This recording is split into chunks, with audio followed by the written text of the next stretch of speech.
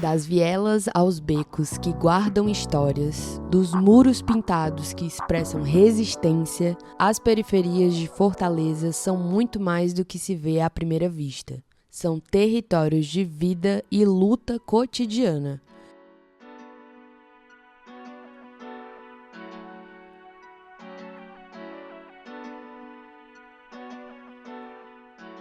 E aqui, em uma das maiores comunidades de Fortaleza, podemos ver a história de um bairro que cada vez mais se articula na criação de seus próprios espaços de arte e cultura. Lar de coletivos de moda, dança, música e de outras expressões artísticas. A periferia mais populosa do Ceará, o Pirambu.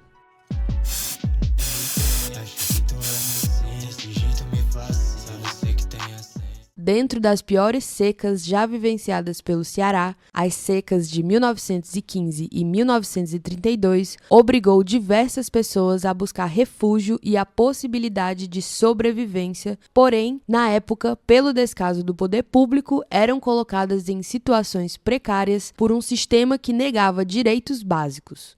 A gente volta lá para o início, quando o centro da cidade era a elite das pessoas, assim. E a gente tinha muitas pessoas enfermas, tinha muitas pessoas que não tinham dinheiro para se manter no centro da cidade.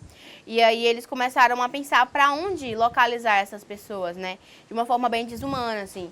Então eles começaram a desovar essas pessoas para a banda de cá, né? Trazer para a comunidade. Então eles estavam sempre jogando para cá e aqui não tinha nada, assim. As primeiras pessoas que foram chegando foram construindo a sua casa, os seus barracos a partir disso aqui. E entra muito nesse processo de ocupação de terras também, né? Que o Pirambu sempre teve nessa resistência por esses motivos. Então o Pirambu já passou por muitas fases boas e muitas fases ruins. Então a gente traz aí retirantes da seca também, que vieram diretamente para cá, assim, dos interiores, porque aqui estava sendo onde as pessoas que não tinham onde comer, onde não tinham onde ficar, eram alocadas, eram a possibilidade de esperança, né? Muitas pessoas sertanejas que estavam passando por esses processos de crise climática tiveram que sair, né, das suas residências, dos seus municípios e vir para cá, para Fortaleza, né, assim. Fortaleza ainda estava passando por um processo de construção, né? Ainda era uma cidade que era muito mais povoada pelo centro, né? E essa região aqui ela era muito mais de dunas, né? Muitas dunas, muitas areias, né? Era um espaço que inclusive não era tão ocupado, né, pelas pessoas que moravam em Fortaleza. Então as histórias que são contadas muito aqui no bairro é que esse processo, né, de retirada, a galera pegava, né, o trem e vinha para cá. E Fortaleza, né, a gestão de Fortaleza foi organizando essas pessoas para os lugares, né, que eram as orlas da praia, né, que foi os chamados campos de concentração. Os campos de concentrações foram alocados em algumas regiões, como também ali hoje o bairro Moura Brasil, né, e aqui no Pirambu criou-se o campo de concentração do Urubu. No entanto, o Pirambu não se resume a apenas dor. É força, é a pulsação de uma comunidade que se levanta e resiste, que vê esperança e arte onde viam violência, mazelas e lugares sem perspectivas. E hoje, cada vez mais conhecidos como representantes culturais e artísticos com coletivos que trazem resistência em suas produções e assim o Pirambu fica cada vez mais vivo.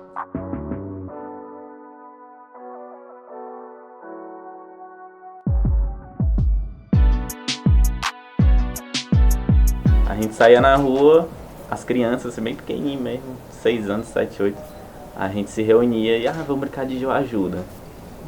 Só que o João Ajuda, assim, aqui, a gente era no bairro inteiro, né? Então a gente corria o bairro todo e ali eu ia aprendendo coisa por coisa. E eu lembro que o Pirambu naquela época era bem diferente de hoje em dia, né? Ele era maior, naquele tempo acho que era a 7ª maior periferia do Brasil. Porque ele tinha uma extensão muito grande que ia até onde hoje é o calçadão, né? Tinha casas ali. E naquele tempo era bem diferente na visão que eu tinha sobre o mundo. Mas aí quando eu era criança eu via a galera, era meu sonho, pô, eu quero me vestir igual essa galera. Não quero ser igual eles aqui. E isso brincando. E foi uma época muito legal da minha vida, que eu guardo assim bastante. E era só o que a gente tinha pra fazer, né? Era brincar, final de semana ir pra Praia da Leste. E a minha infância foi muito disso.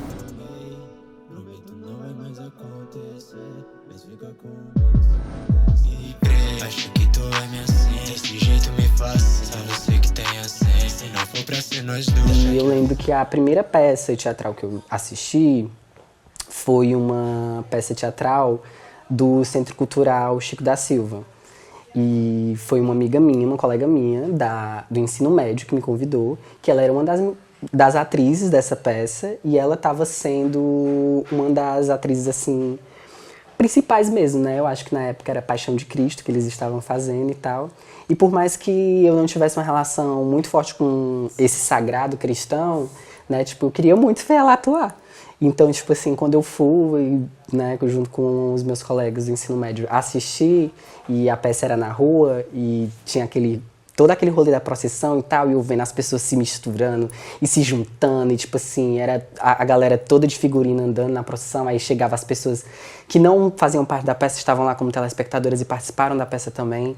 Então, tipo assim, aquilo dali, pra mim, foi tipo assim, caralho, a arte consegue fazer isso daqui com as pessoas. Ó que nem falei de nenhuma amiga, quanto mais dinheiro, inimigos me odeiam, me rodeiam. Não faço filho pra herdeiro, ela quer semente. Assumo, não sei bem de onde vem, mas não posso viver sem, no sense. Mesmo fazendo sem saber, é chicle. O Alho foi um dos primeiros pilares, assim, pra mim começar a trabalhar com o setor cultural, artístico e ativista. Principalmente porque o Alho foi um dos meus primeiros contatos com a Marcha da Periferia, né? Comecei a construir a Marcha da Periferia através deles, assim. Então, a gente começou a ter mais essa mobilização, essa autonomia. E cada vez mais eu fui ganhando outros contatos que foram me levando para outros coletivos. Eu subo esse beco e eu tenho que assumir uma outra postura. Porque além da mochila, né, eu tô carregando muita coisa, sabe? Eu tô carregando muita história, eu tô carregando esse bairro, né? E eu sempre pensava isso, eu não posso esquecer. Que daqui pra cá eu subo, muda o que eu acesso, mas quando eu volto eu sei o lugar que eu tô voltando, sabe? Aí depois do Alho eu fui pro coletivo Pira Roots. Do Pira Roots eu já fui me envolvendo ali com a Quebra Marreque ao mesmo tempo, né? Que é um coletivo que transforma tudo em música, que tem o seu estúdio, que gosta ali de estar em outras atuações. E cada vez mais fui entrando em outros setores de outras produções, como também na Barraca Foi Sol, dentro da produção cultural. Então, eu quis muito me diversificar em relação ao meu trabalho, de não ficar só cantando, mas também produzir evento, mas também ver a técnica de som, tentar estudar iluminação, para mim poder estar em cada área, pelo menos um pouquinho, para mim poder entender e quando a gente tiver a necessidade, eu poder usar. E eu tenho também tentado trabalhar muito com a produção digna, né? Então, tipo assim, a produção não é só você vir aqui, gravar e sair fora ou você fazer o artista cantar. É sobre o deslocamento da equipe, o deslocamento dos artistas, a alimentação dessa equipe, o momento de pausa, as águas que vão ser disponibilizadas, o crachá, o fardamento, e qualificar esse nosso tipo de atuação, porque eu até acho massa, assim, a dinâmica da gente conseguir se organizar e fazer as coisas na tora. Mas eu acho que isso aí só alimenta um lugar, sabe, assim, de precarização do nosso trabalho que nós não precisamos mais. A gente decidiu usar mancuda, né, tipo, dentro do contexto da moda, né, tanto para poder resgatar essa palavra que, por um momento, talvez tenha se perdido, né, hoje, tipo assim, poucas pessoas falam, né, tipo assim, mano, a roupa de fulano está mancuda. Mas, tipo assim, antes de mancuda ser a roupa da marca, era o jeito que nós, né, os vetinhos tinham de elogiar os outros, as comadres e tal. A mancuda, ela é esse encontro de potencialidades, né, porque só foi através do meu encontro com a Anaí que a gente conseguiu, tipo, explodir, assim. Na faculdade a gente já fazia muita coisa para as pessoas que eram negras e LGBTs por conta do fórum e tal. Mas fora dela, o que é que a gente fazia? Então, tipo assim, a gente teve esse boom e quando a gente idealizou a Mancuda, a gente idealizou trabalhar só com os nossos amigos. Tanto que as primeiras produções que a gente vem desenvolvendo eram com pessoas que estavam dentro do nosso círculo. Só foi, tipo, na última coleção, né, de 2023 que a gente realmente abriu para pessoas que a gente não conhecia, que a gente não conhecia a história, que a gente não conhecia, tipo assim, a gente abriu, tipo assim, a galera do Instagram quiser, tipo, somar, aparecer e tal, e tinha muita gente que queria, e pra gente foi uma surpresa. Então, pra mim hoje a Mancuda é isso, é esse lugar de encontro, é esse lugar também de reformulação. Eu não acredito que, tipo assim, eu tenha o poder suficiente, né, para poder desconstruir a moda. Na verdade, eu estou construindo uma coisa nova. Acho que seria muito... Acho que não é palpável para mim, um jovem de 26 anos, dizer que tem um poder para desconstruir algo que foi construído durante séculos. Mas eu tô aqui construindo uma coisa nova e vou puxando outras pessoas e ganhando outros corações também. A nossa família se transformou também por isso, né? Tipo, eu vejo meu pai usando a minha marca direta, minha mãe também e tal. Tipo, isso não é um problema. Não mais. Então, tipo assim, se já foi um problema antes, tipo assim, comprar roupa de marca tal porque era de pirangueira, era de vetinha, etc. Hoje não. Porque isso é moda. Então, isso pra mim é algo que desloca um pouco, né, tipo, a essência do trabalho, porque eu não acho que a gente só vende roupa, eu acho que a gente também vende ideias. O projeto que foi criado por mim, foi eu, o Cal que é da Mancuda, Naí, eram várias pessoas, a gente criou o projeto Moda de Favela, né? E foi o primeiro projeto de moda na favela, aí, aqui em Fortaleza, né? E aí foi um projeto que durou, foi uma semana de formação, foram diversos professores, teve aula de modelagem, teve aula de fotografia para peças, assim, pro seu Instagram, né, ajudando pessoas que querem ser influentes. Foi um projeto muito da hora, que a gente pensa em continuar ele, a gente já está escrevendo de novo, então vai acontecer diversas vezes. Também vamos levar para uma associação que a gente participa, né? Esses artistas que eu citei, que criou esse projeto Moda de Favela, hoje também participa de uma associação aqui no Pirambu. E a gente pensa nessa difusão, não só da moda, mas de outros aspectos da arte. E a gente pretende perpetuar, assim, até o fim de nossas vidas, acho que o que a gente chama é isso, sabe? Assim como Chico da Silva, considerado um dos principais artistas brasileiros que viveu no Grande Pirambu, outras pessoas se articulam e criam suas formas de expressar sua arte e identidade dentro do bairro. Quem é o Cal? Ixi, Maria. Naíma vem muito de essa necessidade que a comunidade tem. Aí eu me imaginava como, e se eu fosse um músico, sabe? Só que eu não tenho uma voz de músico. E aí eu ficava, pô, eu sabia que eu não queria, sei lá, não gostava de matemática, não queria ser um engenheiro, não queria ser médico, nunca quis. Mas eu queria ser artista de alguma forma, né? Queria fazer algo. Que talvez o Cal que eu seja hoje seja fruto de muita coisa que foi descobrindo com o tempo. Eu sou o resultado e o encontro de muitas coisas, de muitas pessoas. Tem o que a gente constrói, né, de imagem, tem o que a gente projeta do que é, né, e tem ali o interno, e tem o que a gente já foi, e tem o que a gente nem sabe que vai ser. Então, todas essas movimentações foram fazendo eu conhecer pessoas incríveis, que foram formando muito da pessoa que eu sou hoje, né? Então, a Naíma é tudo isso, assim, essa potência, essa luta, essa vontade de querer mudar as coisas e movimentar, melhorar a vida, melhorar a comunidade. Eu acho que eu sou uma pessoa gaiata. Não tem como, acho que, falar de mim, não falar dessa leveza, dessa gaiatice. É mais uma pessoa de muito movimento, de muita transformação. E que, independente de qualquer coisa que a gente viva, eu sigo acreditando na vida. E como um coração, a cada batida surge um artista que traz representação ao bairro. A cada batida nasce uma voz que grita por espaço.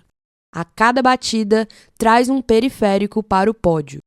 E como sangue em nossas veias, a vontade de ter o que nos pertence é o que nos mantém vivos. Quando você desce aqui, você vê essa vista aqui da praia.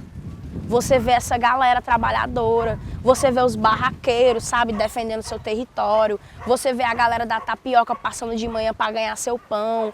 Você vê a galera fazendo festa. Você vê as crianças. Você vê as senhoras cuidando das plantas, cuidando da natureza. Você vê os coletivos tirando o lixo da praia, tá ligado? E eu fico assim, esse beco, eu vou fazer dele um portal mágico de acesso ao Pirambu. Quando as pessoas passar por aí, elas vão ter vontade de vir no nosso território, vontade de conhecer ele, sabe? E vão respeitar a galera daqui, porque eu acho que a gente precisa dar o tom do respeito que a gente merece quanto cidadão, sabe? Nas periferias não se vive apenas, se resiste. Ali, o coletivo reverbera e a indignação das pessoas transforma o que é marginalizado em força pulsante de coletividade e ação. Silêncio no 7. Cena 1, plano 1, take 1. Acho que tu é minha assim, desse jeito me faz. Só você que tem a senha. Se não for pra ser nós dois, deixa que a vida me ensina. Um amor sincero assim, só tem na periferia. É assim. Mas esse ano você vai gravar só ele? Porque eu estou com muitas mochilas, vai ficar frio.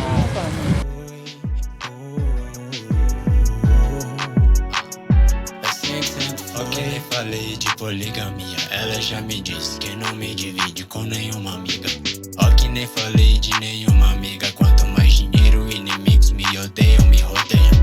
Não faço filho plantadeiro, ela quer semente. Assumo, não sei bem de onde vem, mas não posso viver sem. No sense. Mesmo fazendo sem saber. Só tem na periferia, cena 1, plano 1, take 1. Cena 2, plano 2, take 2. Cena 3, plano 1, take 1. Cena 2, plano 1, take 1. Da cena 2, take 2. Show! Não, plano 1, take 1. Que lindo! Desculpa, mas eu amei. Prometo não vai mais acontecer. Mas fica comigo. Acho que tu é minha assim, desse jeito me faz. Só você que tem a senha. Se não for pra ser nós dois, deixa que a vida me ensina. Um amor sincero assim, só tem na periferia. É assim que